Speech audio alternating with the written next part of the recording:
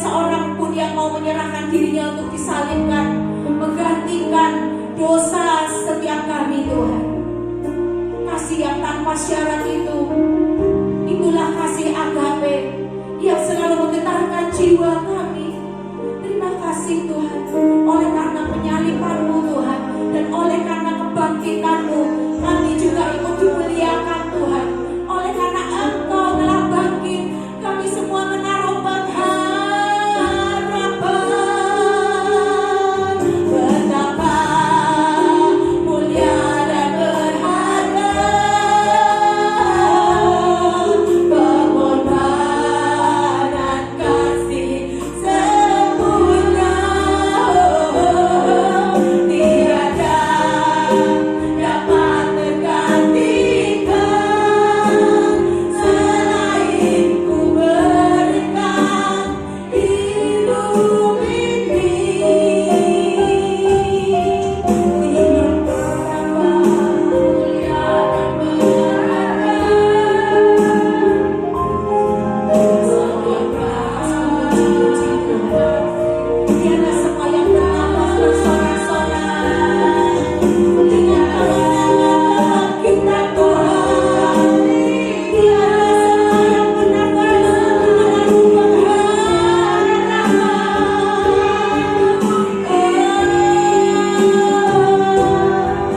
Betapa mulia dan berharga pengorbanan kasih sempurna. Tiada dapat tergantikan selain Ku berikan hidup ini. Betapa mulia dan berharga, betapa berharganya Tuhan. Engkau Tuhan berharga bagi jiwa kami. Tiada dapat tergantikan selain Ku berikan hidup ini. Senangkan-Mu.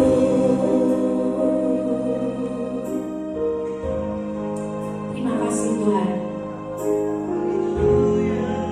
Kami selalu mengenang perjalanan-Mu di Via Dolorosa, dan kami bangga akan kebangkitan-Mu Tuhan. Kami bangga akan kebangkitan-Mu.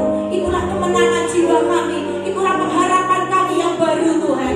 Kemenangan, kebangkitan bersama Yesus. Pembalikan keadaan telah terjadi ketika Yesus itu bangkit. Terima kasih Tuhan. Dan biarlah pembalikan keadaan juga terjadi atas setiap jiwa kami, untuk kami menyongsong revival, untuk kami menyongsong revival Tuhan. Biarlah di akhir zaman ini banyak jiwa-jiwa yang bertobat, maka kami sedang mempersiapkan Tuhan untuk kebangkitan itu, untuk revival. Jamah hati setiap kami, beri kami api Roh Kudus yang besar turun atas setiap kami pada sore hari ini. Biarlah api Roh Kudus yang besar turun atas setiap kami pada sore hari ini Tuhan, sehingga jiwa kami siap menyongsong melakukan revival dalam nama Tuhan Yesus. Haleluya, puji Tuhan. Semua yang diberkati katakan amin. Shalom semua jemaat Tuhan. 5.000 jiwa di tempat ini. Shalom. 50.000. Oke, semangat. Oke. Iya, betul. Kita harus kuat ya imannya. Oke.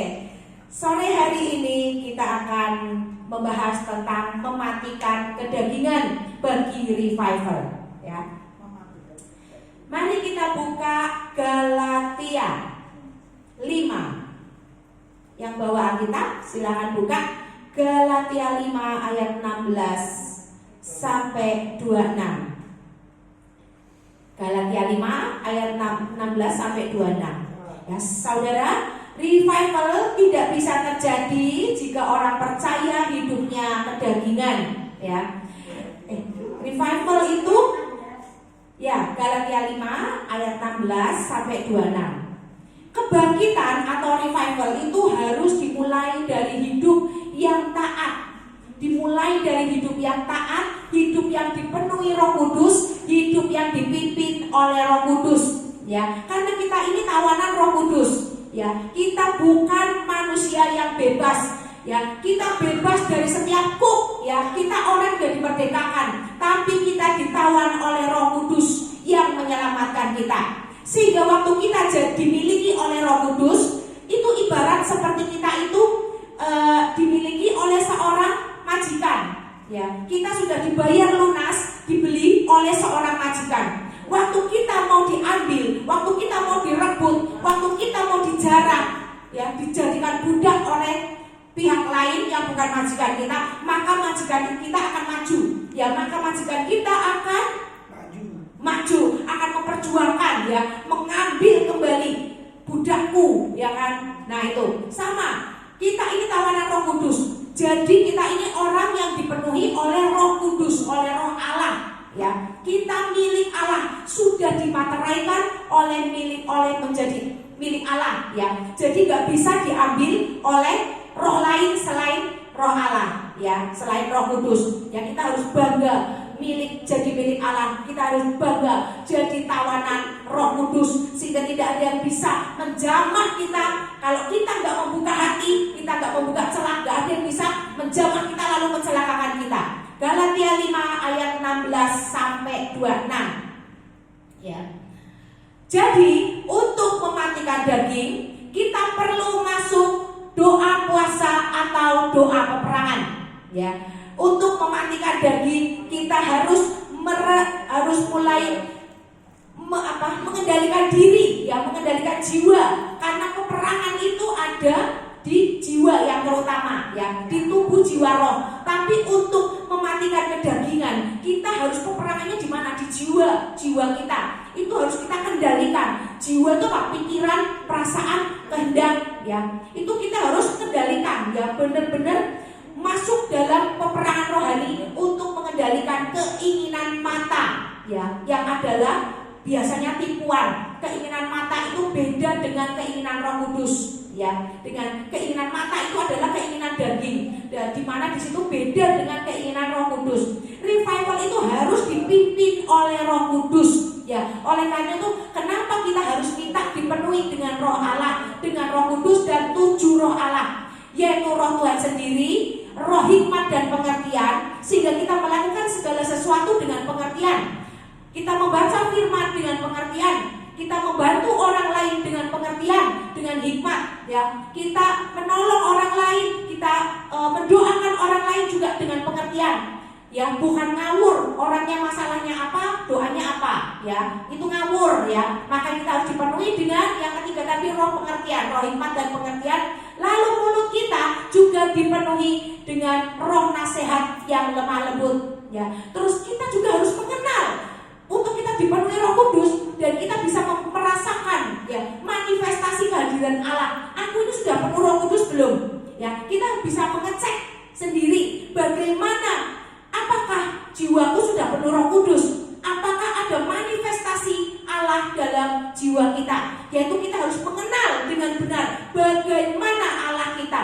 Lalu kita juga harus takut akan Tuhan, nggak kurang ajar waktu memuji, waktu menyembah, berdoa, sikap kita mendukung dan tidak kurang ajar. Lalu kita dipenuhi apa yang penting waktu kita ini melakukan revival, mau dipersiapkan mematikan kedagingan, ya, kita dipenuhi dengan apa? Roh keperkasaan, ya, roh keperkasaan dalam melayani Tuhan.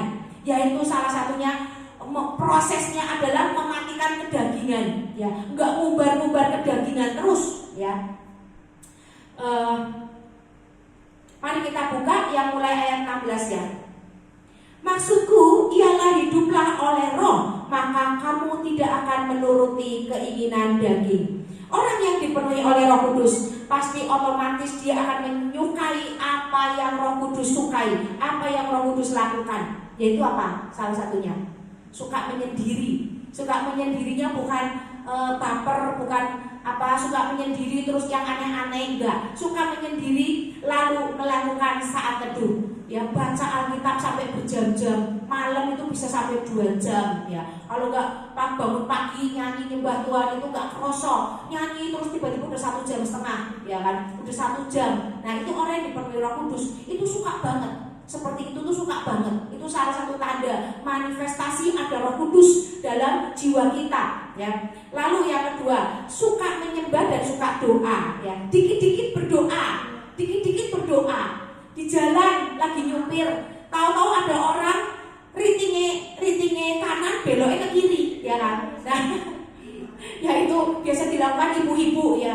Mau belok ke kanan ritingnya ke kiri ya kan. Aduh, kan kita udah ancang-ancang ya. Ternyata mau belok ke kiri ritingnya ke kanan ya kan. Aduh, ampun, kita ngerem mendadak ya kan. Biasanya mulut kita langsung gitu ya kan. Nah, kalau orang yang suka sedikit-sedikit berdoa, bilangnya apa?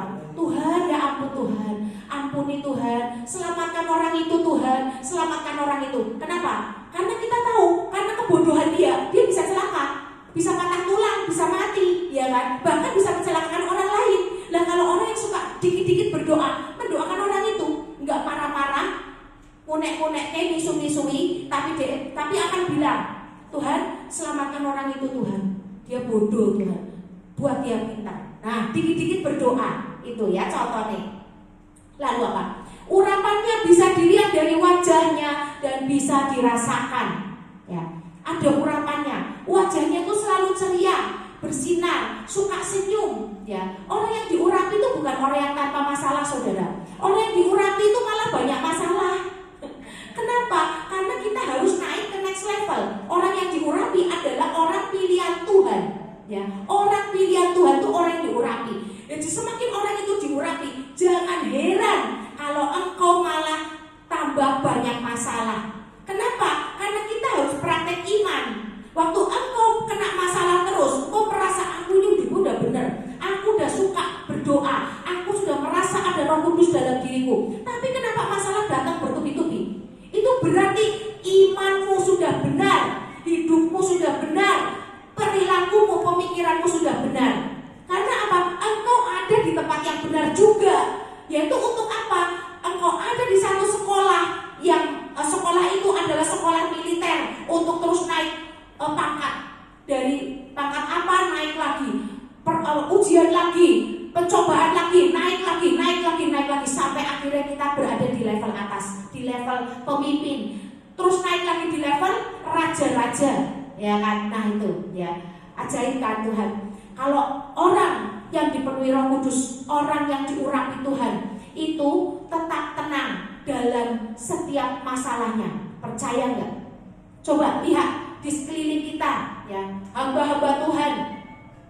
Orang yang dipenuhi Roh Kudus itu nggak misu-misu. Waktu terjadi penganiayaan terhadap dirinya, terhadap nama baiknya, terhadap gerejanya, terjadi fitnah kepada gerejanya, dia nggak marah-marah, tapi dia nangisnya sama Tuhan. Ya, orang yang diurapi itu mesti kena masalah. Karena apa? Sudah ditulis dari Alkitab Perjanjian Lama, persekongkolan imam-imam itu terjadi.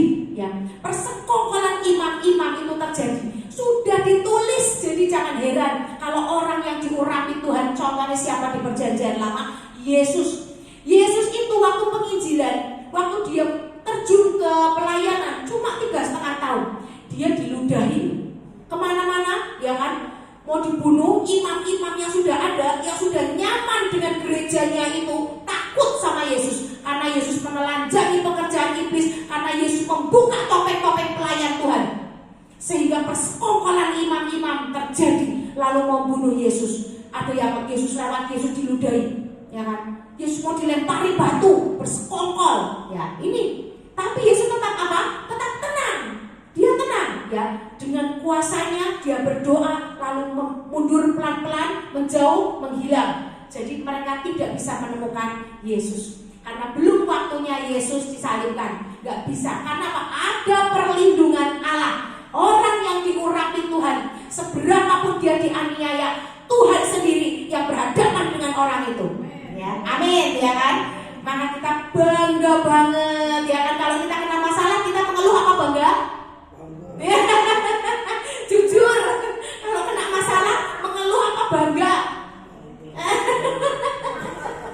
Bingung toh? Siapa yang bangga kalau kena masalah? Siapa yang bangga kalau diproses Tuhan? Gak ada yang angkat tangan. Wah, baru satu orang. Siapa lagi? Ya, ya ternyata nggak semua orang berani diproses Tuhan ya. Ternyata nggak semua orang berani diproses Tuhan. Oke, jadi makanya kita itu persiapkan hati ya. Kita persiapkan hati. Kita melatih diri untuk menjadi orang-orang yang tenang dalam menghadapi masalah. Kuncinya apa? Dipenuhi Roh Kudus. Makanya saya senang banget nyanyi lagu Penuhilah hatiku ya, dengan Roh-Mu ya Tuhan. Saya kalau bangun tidur males saat teduh. Saya duduk, terus saya setel lagu itu, saya setel lagu keras, saya nyalain Bluetooth speaker, saya nyanyi lagu itu. Saya nikmati banget. Dan kata-kata kita itu berkuasa. Ya, tiba-tiba kita nangis di lawan Tuhan. Ya, tiba-tiba kita merasa damai sejahtera. Nggak ngomong apa-apa loh, nggak doa apa-apa, cuma duduk diam. Penuhilah hatiku sambil angkat tangan. Bahkan sambil kadang masih ngantuk-ngantuk ya kan. Tapi apa? Damai banget rasanya. Pengennya ngeplay terus. Bisa saya kalau udah seperti itu, saya bisa ngeplay satu lagu itu bisa 10 sampai 15 kali. Saya setel itu. Saya nggak lihat jam, handphone tak matiin. Nggak tak matiin, tak silent gitu maksudnya. Jadi saya nggak terima telepon, ada telepon bunyi apapun saya nggak peduli deh. Saya ngeplay lagu itu sampai 10 kali, terus saya play lagi, ulang lagi sampai 15 kali. Nah itu loh ya. Jadi orang yang dipenuhi Roh Kudus itu pasti akan tenang waktu dia menghadapi segala keadaan, baik susah maupun senang. Senang juga dia gak kayak orang jingkrak-jingkrak lupa diri. Enggak. Dia akan apa? Tenang, tetap ada pengendalian diri. Harta itu, berkat besar itu udah kayak bukan yang apa ya, wow gitu yang enggak yang seperti itu, udah biasa gitu. Udah pengennya tetap berada di hadirat Tuhan. Itu orang yang dipenuhi Roh Kudus. Karena manifestasinya Roh Kudus. Demikian juga orang yang dipenuhi roh iblis ya. Lihat orang diberkati iri, ya kan? Lihat orang naik pangkat sewot, ya kan? Ini loh, semua itu tercermin dari apa yang ada di dalam jiwa kita. Itu tercermin dari perkataan kita, dari perilaku kita. Kelihatan dia dipenuhi apa? Kita bisa kelihatan. Jadi kita harus buka mata lebar-lebar, lihat orang di sekeliling kita. Kalau kena masalah apa responnya? Ini loh. Check and recheck diri kita. Bertobat segera sebelum yang jahat itu menjadi besar. Ingat, benih itu bertumbuh. Seperti pengajaran saya di sini di beberapa waktu yang lalu, benih itu bertumbuh. Jangan sampai benih yang jahat itu bertumbuh. Jangan sampai api asing itu menjadi besar lalu menghanguskanmu. Kalau api Roh Kudus tidak akan menghanguskan, tapi api asing pasti menghanguskan. Ya, be careful. Tahun ini tahun kuda, tahun 2026 ini orang tradisi ini, Chinese bilang tahun kuda api, ya. Tapi gembala kita Pastor Thomas bilang kuda api itu adalah api asing, ya. Api asing, ya. Makanya banyak orang yang mundur dalam pelayanan, dalam imannya, banyak orang yang mundur. Waktu kena masalah cari selain Tuhan. Ini api asing, ya. Jadi hati-hati. Oke, kalau selanjutnya kita bisa merasakan ya urapan orang itu, orang yang diurapi Tuhan, kita bisa merasakan dari doanya, dari jawaban doanya, ya, dari apa kata-kata dalam doanya itu mencerminkan kata-kata yang rohani, ya, yang rohani, yang doa yang benar gitu, bukan yang tadi saya katakan masalahnya apa, doanya apa, ya, nggak tepat, ya. Orang yang dipenuhi dengan Roh Kudus itu berjalan dalam ketepatan, ya. Lalu ada damai waktu berdekatan dengan dia. Ya, ada kan? Pernah nggak ngerasain dekat sama seseorang, duduk bareng, tapi kitanya gelisah. Padahal nggak ada apa-apa, kita lagi nggak mikir apa-apa, nggak ada masalah apa-apa. Tapi kita nggak damai sejahtera, kita gelisah, pengennya cepat-cepat pulang gitu. Kayak ada satu tembok gitu, duduk berdua, ngobrol berdua, tapi kayak ada satu tembok yang apa menghalangi gitu. Ada satu tembok yang kayak aku gak bisa deket lah sama dia gitu, gak bisa ngomong dari hati ke hati ya. Itu berarti apa? Ada roh lain ya yang tidak satu roh dengan kita ya. Itu kita harus peka, latihan kepekaan. Kenapa ya? Aku kok deket dia gak damai sejahtera, tapi kalau deket orang ini rasanya tenang, rasanya kok aku dapat sesuatu gitu, kekuatan, rasa dapat kayak api. Aku kok tambah makin cinta Tuhan, makin mengerti, makin kenal Tuhan. Nah itu ya, itu bisa dirasakan, urapan itu bisa dirasakan ya. Ada kuasa Tuhan dan peka ya, kita udah ngerti ya. Ada kuasa, waktu berdoa ada kuasa yang terjadi. Bukan doa dan gak ada jawaban. Waktu doa keajaiban terjadi. Entah itu sehari, 2 hari, 3 hari ya, tetap ada yang terjadi. Perhatikan, waktu engkau sedang dalam pergumulan minta didoakan, juga engkau juga sendiri juga berdoa, kita perhatikan apa yang terjadi. Setelah berdoa ada gak perubahan ya? Kita harus tahu ada gak perubahan. Jangan kita ini gak ada kuasa, karena kekristenan bukan hanya bicara pengajaran yang benar, tapi kekristenan juga berjalan dalam kuasa seperti Yesus lakukan ya, menyembuhkan orang sakit, mendoakan orang-orang ya, orang-orang dapat jawaban doa ya. Ini kuasa, ada kuasa Tuhan dan peka ya. Orang hasil dari pergaulan dengan Roh Kudus bukan cuma pelayan Tuhan doang. Setiap jemaat yang bergaul dengan Roh Kudus ada kuasa dalam doanya, dalam perkataannya, dan menjadi peka dalam mata rohani, telinga rohani, dalam hikmat, dalam panca inderanya itu pasti ada kepekaan. Kalau nggak ada kepekaan, koreksi diri, berarti palsu ya, berarti kurang lagi ya. Nggak cuma pelayan Tuhan loh, jemaat juga iya. Makanya yang jadi pelayan Tuhan, be careful, jangan sampai kita di mimbar doa kita lebih hebat daripada doanya jemaat ya. Doa jemaat lebih hebat daripada doa kita ya. Malu ya kan? Udah naik mimbar tapi doanya nggak ada kuasa. Nah ini be careful ya. Karena jemaat itu kadang tuh diam-diam, tapi dia menyimak dan praktek iman, nggak keluar-keluar di atas mimbar ya, tapi diam-diam praktek iman. Tahu-tahu doanya berkuasa. Nah ini ya, keren banget kan. Jadi pergaulan dengan Roh Kudus menghasilkan kepekaan dan kuasa yang berguna untuk apa? Revival ya. Oke. Ada hikmat yang aktif bekerja ya.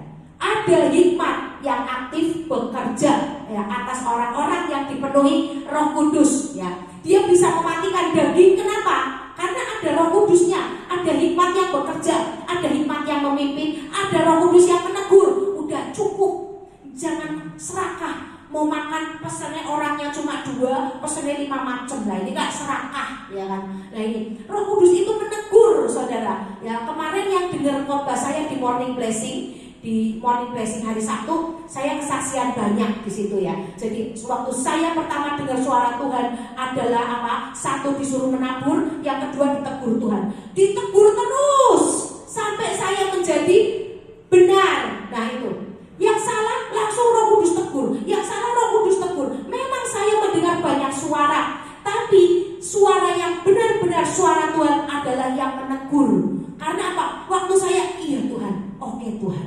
Padahal saya nggak tahu suaranya siapa, ya kan? Waktu saya itu baru bertobat, tapi saya melakukan. Nah di situ Tuhan mulai bicara banyak, Roh Kudus mulai memimpin saya, dan saya mulai, waktu saya nurut, memang itu menyakitkan daging, ya, itu mematikan daging. Teguran itu mematikan daging. Disuruh nabur itu juga mematikan daging, ya kan? Nah, tapi waktu saya nurut, Roh Kudus itu banyak bicara dengan saya, mulai banyak bicara. Bahkan saya ini waktu belajar Alkitab, saya nggak ngerti. Waktu Roh Kudus pimpin, saya tanya, ini artinya apa? Saya nggak ngerti. Tiba-tiba ada suara, baca sekali lagi. Saya mulai baca lagi, ya kan? Dapat lagi rema, dapat pewahyuan. Aku bilang kurang, apa lagi? Aku pengen lagi, apa lagi? Masa cuma segini doang, ya? Baca lagi, dapat lagi. Saya lakukan itu sampai 5 kali. Dengerin Morning Blessing hari Sabtu. Waktu saya diminta Pastor Abraham khotbah, saya bingung. Tuhan, aku disuruh sama otoritas, ya. Aku khotbahnya apa? Lah sing khotbah itu hebat-hebat, pintar-pintar, api-api, ya kan? Siapa saya Tuhan? Saya mengandalkan Tuhan. Apa Tuhan? Lalu Roh Kudus Waktu saya lagi mandi, saya berdoa, saya nyembah, saya minta aku diberikan hikmat apa yang harus saya sampaikan besok. Saya selesai mandi, lagi andukan, tiba-tiba ada suara khotbahkan tentang kesetiaan. Dengerin ya, dengerin ya. Nah, suruh khotbah tentang kesetiaan. Ya. Jadi orang yang dipenuhi Roh Kudus itu adalah dipimpin juga oleh Roh Kudus. Karena Roh Kudus apa? Roh penolong. Dia menolong waktu kita bingung, kita panggil Roh Kudus, katanya kok Roh penolong, ngomong dong, aku khotbahnya apa ya kan? Dikasih remanya. Waktu saya mau kesetiaan kan banyak ya. Oke lah, aku mau cari di Alkitab tuh siapa ya Tuhan yang mau aku pakai untuk ini ya. Roh Kudus pimpin. Enggak, bukan itu. Khotbahkan apa yang kamu alami tentang kesetiaan. Oh Tuhan Yesus. Berarti kan saya disuruh bersaksi, ya kan? Apa yang kamu alami berarti kita disuruh apa? Kesaksian, ya. Nah, saya mulai, ya udahlah kesaksian. Oke. Saya bikin itu cuma sedikit doang. Tapi waktu mulai live khotbah live itu, Roh Kudus itu bukakan banyak loh. Baca ayat, perintah baca ayat. Saya baca ayat, tiba-tiba ngomong ini, ngomong itu. Wah, dahsyat. Nah, itu ya. Senang banget bisa berjalan dengan Roh Kudus. Senang banget bisa dipimpin Roh Kudus, saudara. Tenang, gak grogi. Karena kita percaya. Saya itu ya grogi karena gak pernah khotbah ditonton orang banyak. Kalau YouTube-nya IFLC kan yang nonton ribuan orang, puluhan ribu orang, ya kan.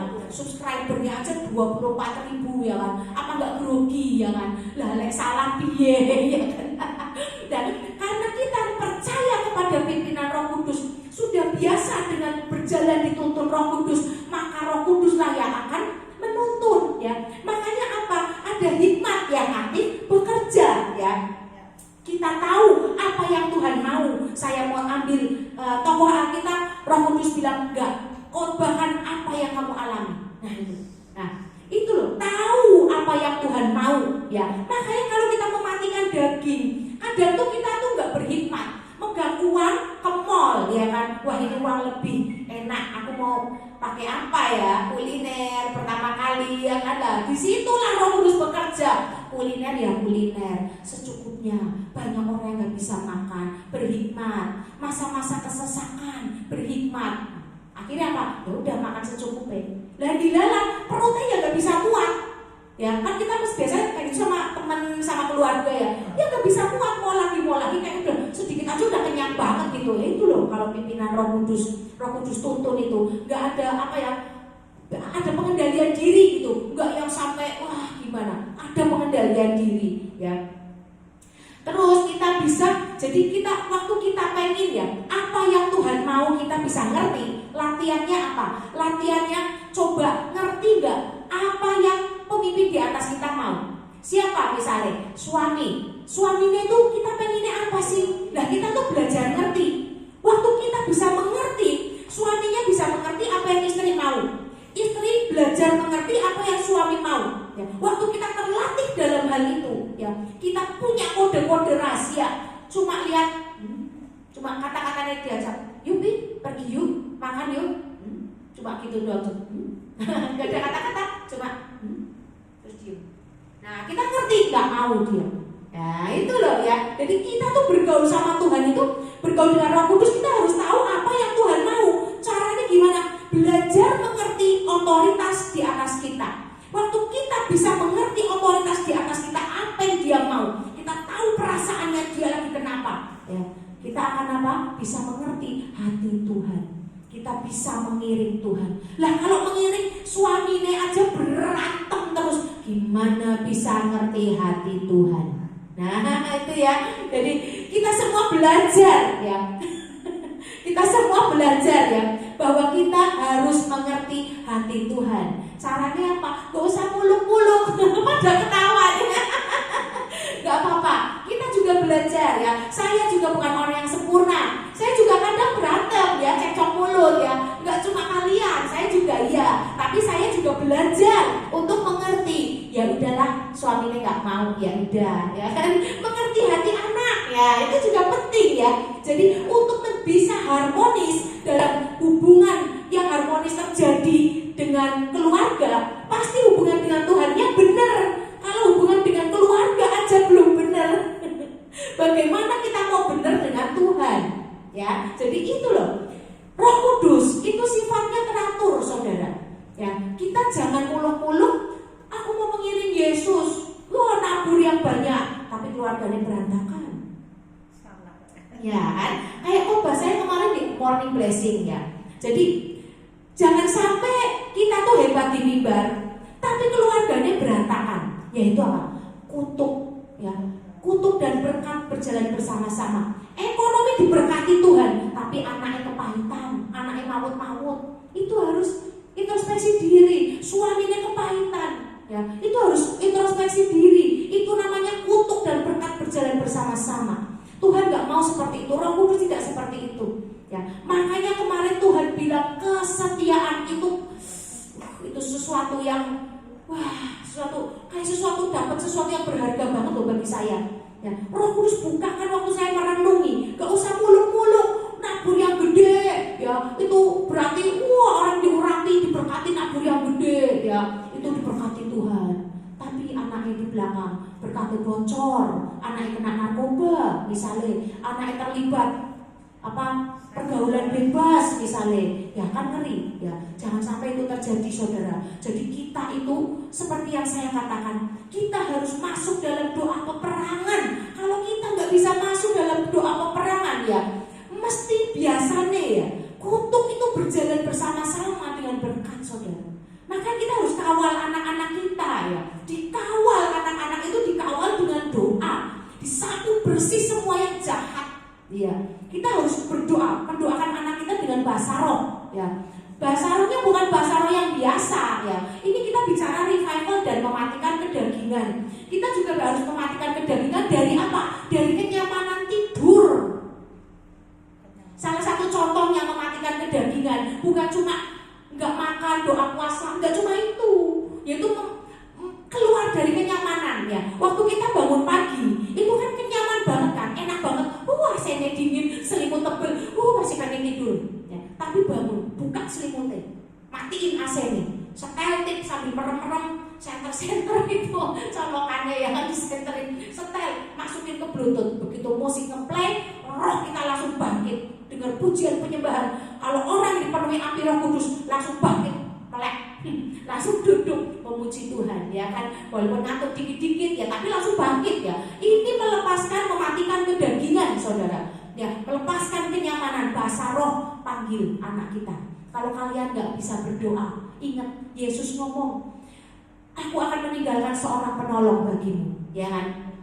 Nah, panggil itu roh penolong. Tuhan, aku berdoa pagi ini, aku gak ngerti, masih ngantuk Tuhan, mau doa apa?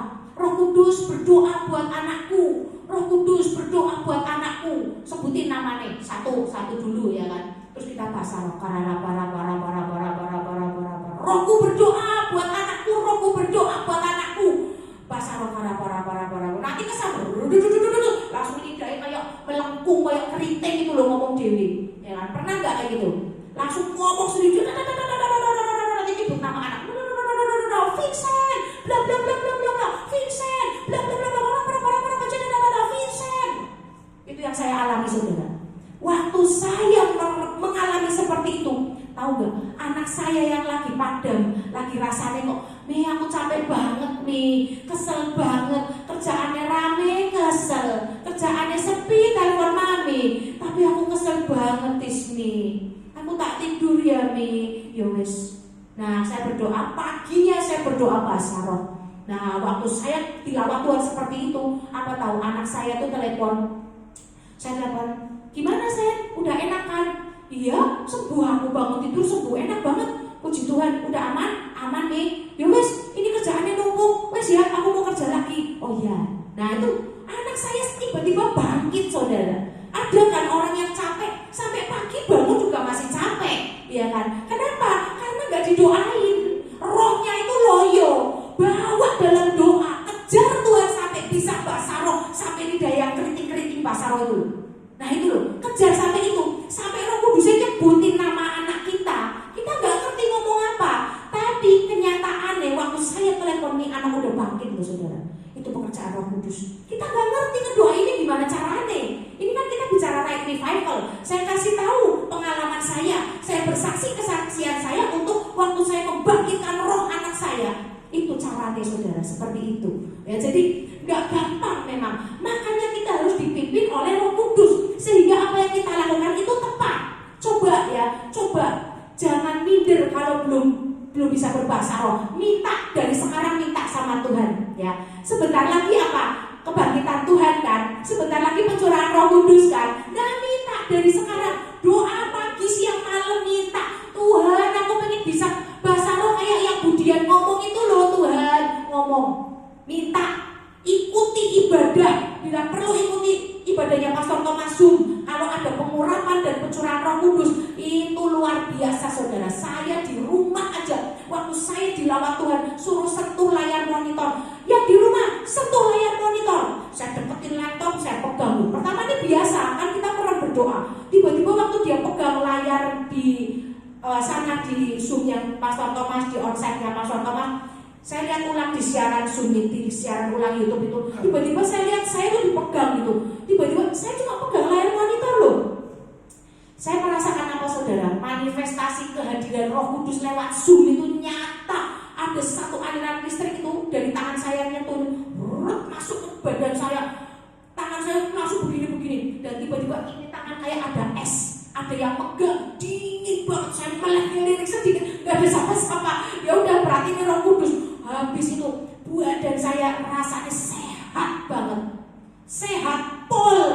Dan karena saya lagi kadang makannya nggak teratur gitu ya, jadi kadang perut saya tiba-tiba perih, pengen makan gitu, padahal belum perjamuan kudus. Nah, saya tumpangin tangan, dalam nama Yesus, perut jangan rewel, sembuh. Saya cuma bilang gitu toh, gak ada 2 menit, sembuh. Perut yang perih tiba-tiba itu sembuh saudara. Luar biasa kan. Orang yang dipenuhi Roh Kudus kena urapan itu, apalagi ada aliran listrik yang masuk itu kalau ada orang kena roh jatuh ya, kalau kena aliran listrik itu langsung keluar saudara. Gak manifestasi bergulung-gulung, langsung keluar. Saya lihat dia langsung keluar dan orang ini langsung sembuh dari sakitnya. Luar biasa kan. Itu loh pekerjaan Roh Kudus. Jadi kita itu harus dipenuhi Roh Kudus. Kalau enggak, doanya enggak kejawab-jawab, kalah saingan, seluruh dunia berdoa. Lah apa yang membuat Tuhan mengabulkan doa kita? Apa perbuatan apa? Kita berbuat apa? Ya kan? Kalah dong sama orang-orang yang jadi penjilatnya Tuhan. Ya, bahasa kasarnya itu penjilatnya Tuhan. Kalau nyembah sampai tersungkur, ya kan? Kita kadang nggak bisa seperti itu. Makanya ikuti apa perintah Tuhan.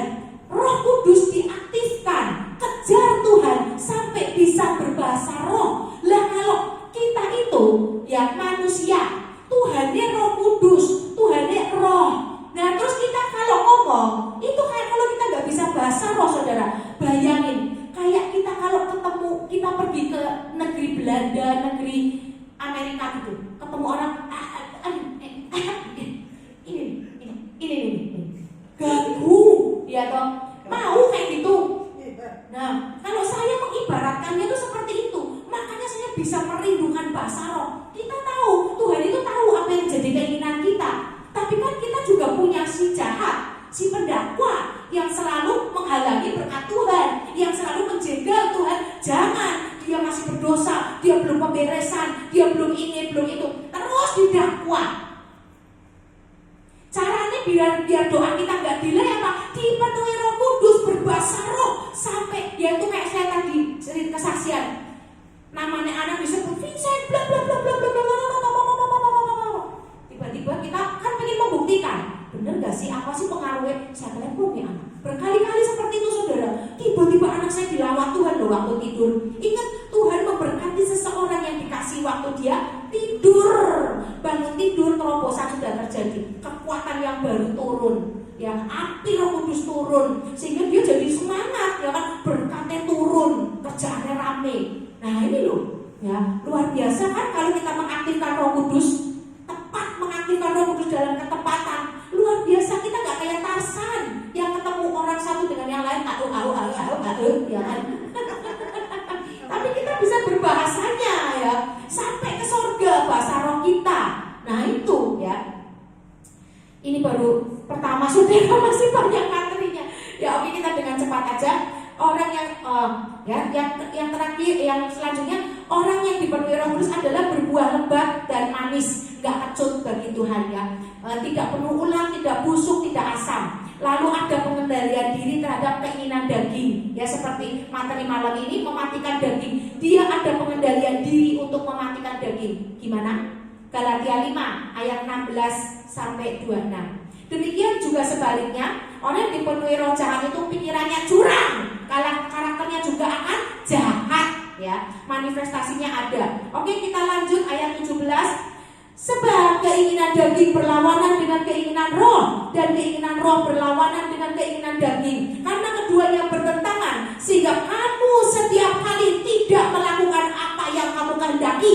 Mudah gak ayat ini? Mudah gak ayat ini? Sehingga kamu setiap kali tidak melakukan apa yang kamu kehendaki. Gak bisa melakukan. Kita tuh mau melakukan yang benar, tapi gak bisa. Malah melakukannya yang B. Mau melakukan yang A, melakukan yang B. Kenapa? Karena gak dipenuhi Roh Kudus. Karena ada roh lain yang mengendalikan, yang nyetir ya. Nah itu saudara, hati-hati loh. Ada banyak loh. Saya juga dulu ngalami. Saya ini mau ketemu seseorang, saya udah mikir, aku nanti kalau ketemu orang ini, aku mau ngomong ini. Udah tak rencanain. Begitu ketemu ngomong orang itu, aku ngomongnya beda. Yang ada orang itu marah sama aku. Nah itu loh, saya pernah ngalami. Dan saya bingung, kok iso ya aku kayak gini ya. Aku goblok men ya. Kok iso ya? Itu sebelum saya bertobat. Setelah saya bertobat, saya baca firman dan dipimpin oleh Roh Kudus, saya ngerti. Oh ternyata aku dulu masih ada roh jahat yang nyetir. Makanya kenapa kok aku mikirnya ini, ngomongnya ini? Karena disetir. Nah ini loh, makanya firman Tuhan bilang, minta kekang di mulut, minta penjaga di mulut kita. Nah itu, penjaganya siapa? Roh Tuhan, Roh Kudus. Supaya apa? Yang kita pikirkan itu yang kita omongin. Seperti contohnya saya mau khotbah di sini ya. Saya udah nulis ini ya. Terus saya sampai sini Tuhan pimpin, ngomongnya beda. Tapi bedanya apa? Ngomong yang baik, yang dari Tuhan, sehingga memberkati. Nah tapi kalau yang menguasai saya ini roh jahat, ngomongnya kan yang gak benar, menyesatkan akhirnya. Nah itu, gak kesaksian tapi malah ngomongin orang, ya kan? Nah ini loh, ya jadi hati-hati. Waktu kita mau pengen berbuat sesuatu yang benar, tapi kok berbuatnya malah ini, itu ada yang nyetir saudara. Ada roh lain yang lagi nyetir, mengendalikan. Ya berdoa, worship sampai di worship, sampai Tuhan melawan, sampai nangis tersyukur, minta Tuhan lepaskan aku dari yang nyetir aku, yang membuat aku seperti ini. Tuhan lepaskan, minta sama Tuhan. Bila perlu cari orang untuk mendoakan, ikut mendoakan ya. Nah, jadi contohnya apa? Roh yang menguasai kedagingan ya, pengennya nabung malah jadi belanja ya kan. Terus roh mamon ya kan, pengennya nabur tapi sampai gereja malah gak jadi nabur. Nah itu roh mamon menguasai, cinta akan uang ya. Pengennya waktu ketemu orang itu gak marah-marah, tapi yang terjadi jadi baperan waktu ketemu, jadi ngamuk-ngamuk, akhirnya berantem. Nah ini spirit lain yang menguasai ya. Oke. Solusinya udah tahu ya, undang Roh Kudus, banyak duduk di kaki Tuhan, perkatakan firman Tuhan. Kita lanjut ke ayat 18. Akan tetapi, jikalau kamu memberi dirimu dipimpin oleh Roh, 18. Akan tetapi jikalau kamu memberi dirimu dipimpin oleh Roh, maka kamu tidak hidup di bawah hukum Taurat. Ya. Roh Kudus adalah bagaikan 7 pilar hikmat yang aktif bekerja menopang, membentengi seseorang dan memberikan dirinya dipimpin oleh Roh Allah. Seperti yang datang hari di Bible pada hari Sabtu ya, kalau nggak salah saya menjelaskan tentang 7 Roh Allah itu adalah pilar ya. Ada ya, pernah dengar ya saya jelasin itu ya. Ya 7 Roh Allah itu pilar, kita ada di tengah-tengah, sekeliling kita itu 7 Roh Allah. Ya di dalam penglihatan saya tuh itu. Jadi Roh Allah itu, Roh 7 Roh Allah itu adalah pilar ya. Kita buka Amsal 9 ayat 1 ya. Hikmat telah mendirikan rumahnya, menegakkan ketujuh tiangnya. Nah ini, saya dalam penglihatan, saya belum lihat ayat ini saudara. Roh Kudus tidak memberikan hikmat ayat ini. Tapi waktu saya berdoa, 7 Roh Allah itu jadi piye to Tuhan? Maksudnya apa kayak gitu loh. Nah bentuknya tuh seperti apa, manifestasinya seperti apa gitu kan. Tiba-tiba saya diperlihatkan yaitu pilar yang gede-gede. Gak lama saya nemu ayat ini saudara. Amsal 9 ayat 1. Amsal 9 ayat 1. Ini penjelasan 7 roh Allah. Jadi sebelum saya dapat Amsal ini, saya mengerti Amsal ini, saya sudah dapat penglihatan. Ya, jadi hikmat telah mendirikan rumahnya, menegakkan ketujuh tiangnya. Ketujuh tiangnya adalah apa? Yaitu 7 roh Allah. Tidak lagi taat dan takut, tapi taat karena mengasihi Allah. Orang yang ada 7 roh Allah yang dipimpin Roh Kudus itu enggak lagi taat sama Tuhan karena takut, tapi taat karena mengasihi Allah. Karena surga itu enggak dipenuhi dengan orang yang takut akan Tuhan loh. Surga itu gak dipenuhi dengan orang-orang yang takut akan Tuhan, tapi orang yang mengasihi Tuhan. Sehingga nyembahnya sungguh-sungguh, sampai suaranya kompak, sampai Pak Doto ini bersaksi waktu dia dibawa ke surga dengan malaikat nyanyi itu seperti desau air bah. Air bah yang kalau kita ke laut dengar suara yang kayak gitu ya, nah itu suara paduan, suara orang-orang yang takut, yang mengasihi Tuhan. Bisa kompak gitu loh. Kalau takut akan Tuhan bisa aja males-malesan, nggak dengan hati. Ya, itulah kenapa Lucifer dibuang ke bumi. Karena apa? Dia tidak menyembah. Kenapa cuma Lucifer yang dibuang ke bumi? Yang di apa? Malaikat itu adalah makhluk yang takut akan Tuhan. Dia taat sama perintah Tuhan. Beda dengan Lucifer. Lucifer itu salah satu malaikat yang dekat dengan Tuhan, yang punya hati.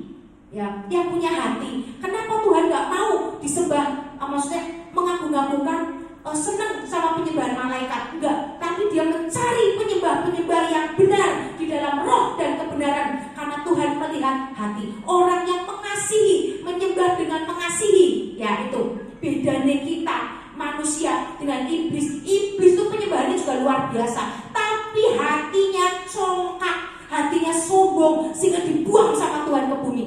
Ya, iblis seperti Pastor Thomas bilang, iblis sudah tercatat di dalam Alkitab. Kita nggak ada tercatat nama kita. Ya, tapi Tuhan nyari penyembah-penyembah di dalam roh dan kebenaran. Nah itu, karena dia melihatnya hati. Ya, oke.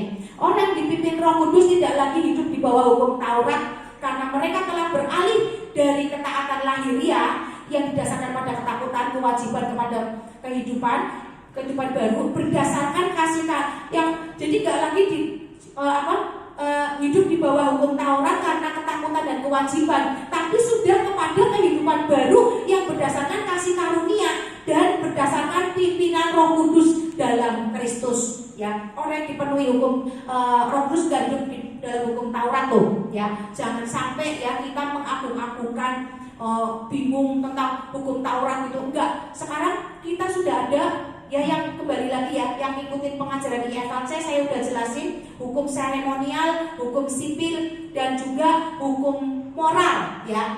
Hukum Taurat sudah dibagi menjadi beberapa, saya udah jelasin. Ya, jadi kita nggak lagi hidup di bawah hukum Taurat. Roh Kudus itu memampukan melakukan kehendak Allah, yaitu salah satunya mematikan daging ya, dan menghasilkan buah roh, lalu menggenapi inti hukum Taurat, yaitu apa? Kasih ya, mengasihi. Sehebat-hebatnya orang, sehebat-hebatnya pendoa peperangan, sehebat-hebatnya pengkhotbah ya, kalau nggak punya kasih, hatinya bengis ya, nol di mata Tuhan. Itu adalah pintu masuk untuk membuka iblis itu masuk ya, itu pintu masuk orang yang hebat tapi hatinya bengis, nggak punya kasih, nggak ada hati Bapa. Itu adalah pintunya itu kayak terbuka, dan itu akan masuk 7 roh-roh jahat, sehingga orang itu apa? Jadi jahat. Ya, dia kelihatannya gelari berdoa, tapi jahat hatinya, kelakuannya jahat. Ya, hati-hati. Roh Kudus akan memberikan teguran keras karena Roh Kuduslah yang jadi pemimpinnya. Ada roh takut akan Tuhan. Apabila seseorang itu telah memberikan dirinya dipimpin oleh Roh Kudus, maka ada kuat kuasa Tuhan. Dengan kata lain, roh keperkasaan. Ya, hidupnya seperti Simpson ya. Dia itu anak perjanjian yang dipenuhi roh keperkasaan, yang ada kuat kuasa Tuhan. Tapi karena karakternya nggak baik, akhirnya hidupnya jadi lawakan, jadi lelucon. Ya, padahal dia orang yang diurapi loh. Iya, jadi badut ya akhirnya, dan akhirnya karena dia tidak mengenal Tuhan, salah dalam berdoa. Tuhan, kali ini aja Tuhan, berikan kekuatan kepadaku, kali ini aja, mati dong. Ya kan? Padahal mungkin Tuhan masih memberikan kesempatan ya untuk dia, mungkin umurnya panjang ya, tapi doanya salah karena tidak mengenal Tuhan, nggak mengenal kasih Tuhan. Lihat perempuan langsung, mama, aku mau kawin sama dia, ya kan? Kedagingan, ya kan? Nah itu, oke. Contoh lagi ya, orang yang telah memberikan dirinya dipimpin Roh Kudus itu ada kerelaan untuk mentaati firman Tuhan. Rela, bukan juga cuma karena takut, tapi dia rela mentaati firman Tuhan, dan ada kepekaan untuk membedakan roh, karena yang di dalam ini roh juga Roh Kudus. Jadi waktu ketemu roh yang lain, dia peka, bisa melihat itu roh apa, bisa membedakan roh. Ya, punya karunia membedakan roh ya. Nah, termasuk bisa membedakan perasaan Tuhan atau perasaan manusia, perasaan daging, keinginan daging ya. Termasuk bisa membedakan mana dorongan Roh Kudus, mana dorongan daging ya. Orang banyak yang nggak memperhatikan ini. Kayaknya ini suara Roh Kudus, aku udah berdoa, masa aku doa manggil Roh Kudus, yang datang Roh Kudus ya kan? Tapi ternyata itu adalah dorongan daging, dorongan kedagingan, itu perasaan manusia.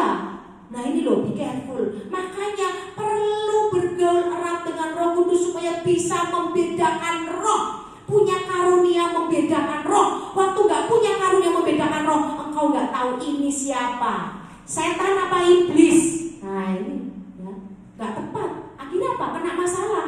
Salah sih. Nah itu ya. Yang keempat, ada roh kelemah lembutan dalam mulutnya. Tadi kita udah katakan ya. Untuk apa? Untuk menaklukkan roh yang liar. Waktu kita ketemu orang yang liar, orang yang garang ya. Waktu kita dipenuhi 7 roh Allah, ada keperkasaan dalam roh, keperkasaan dalam kita. Ada roh nasihat yang lemah lembut, maka yang garang itu seperti dicengkram.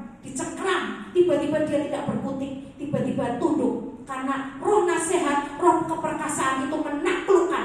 Ada kekuatan Tuhan yang menaklukkan, kekuatan supranatural yang menaklukkan, yang garang, yang liar ya. Makanya gak heran kan, pernah kan dengan ceritanya hamba-hamba Tuhan mau dianiaya, mau dibunuh, mau dilabrak, begitu ketemu langsung diem, langsung halus. Nah itu 7 roh Allah bekerja. Oke? Ya. Terus lanjut ayat 19.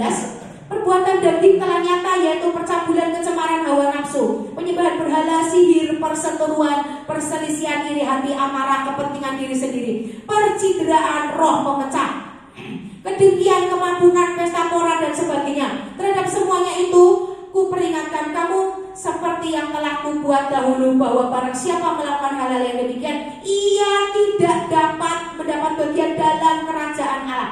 Tidak mendapat bagian dalam kerajaan Allah. Jadi orang yang melakukan demikian, jelas gak tempatnya kemana?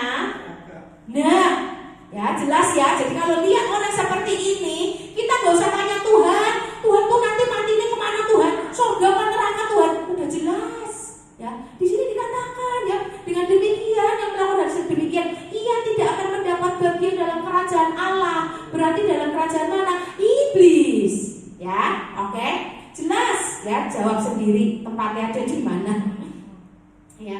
Kelemah lembutan, penguat, tetapi buah roh ialah kasih, sukacita, damai sejahtera, kesabaran, kemurahan, kebaikan, kesetiaan, kelemah lembutan, penguasaan diri. Tidak ada hukum yang menentang hal-hal itu. Barang siapa, ayat 24 ya, barang siapa menjadi milik Kristus Yesus, ia telah menyalibkan daging dengan segala hawa nafsu dan keinginannya ya.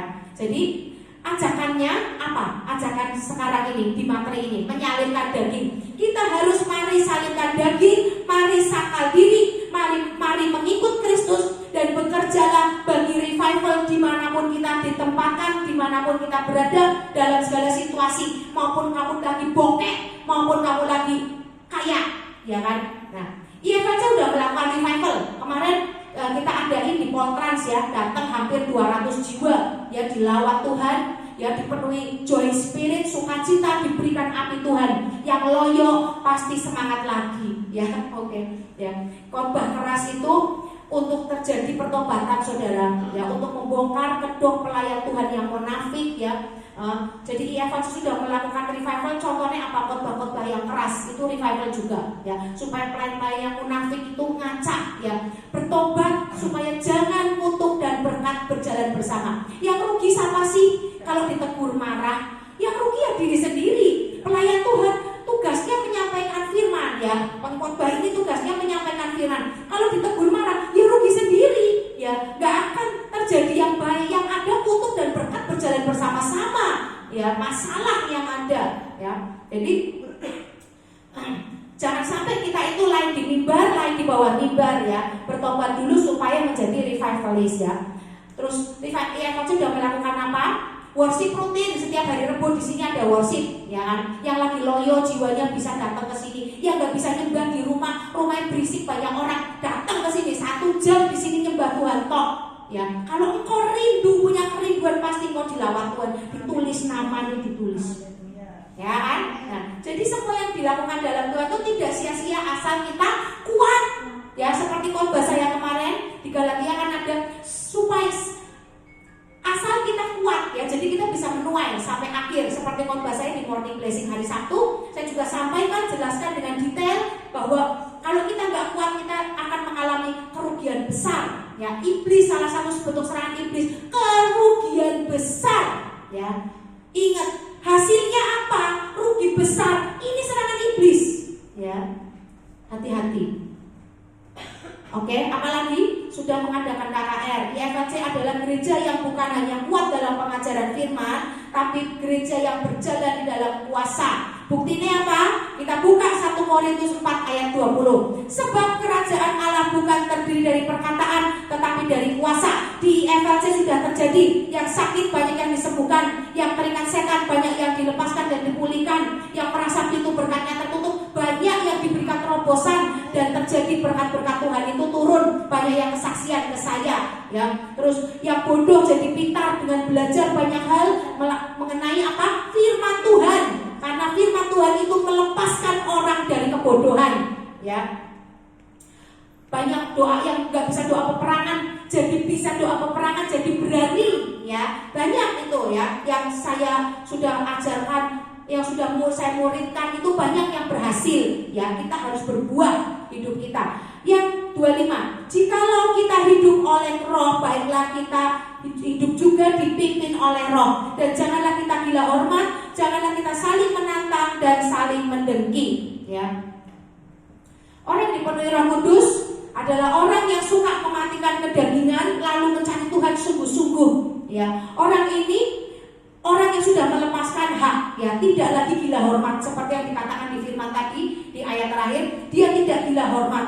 Tidak ada lagi yang suka huru-hara, gak mau saling menyakiti. Saya juga gak suka, gak gila hormat, saudara. Saya gak suka huru-hara. Saya lebih baik ngalah, ya. Kalau misalnya ada jemaat yang maksudnya gimana ya? Mau ngomong jadi gak enak.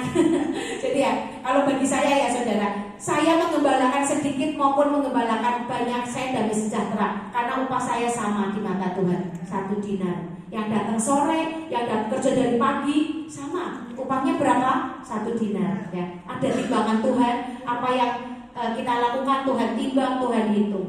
Kita dapat upah yang sama, 1 dinar. Yang mengembalakan lebih banyak harus waspada, karena dombanya banyak.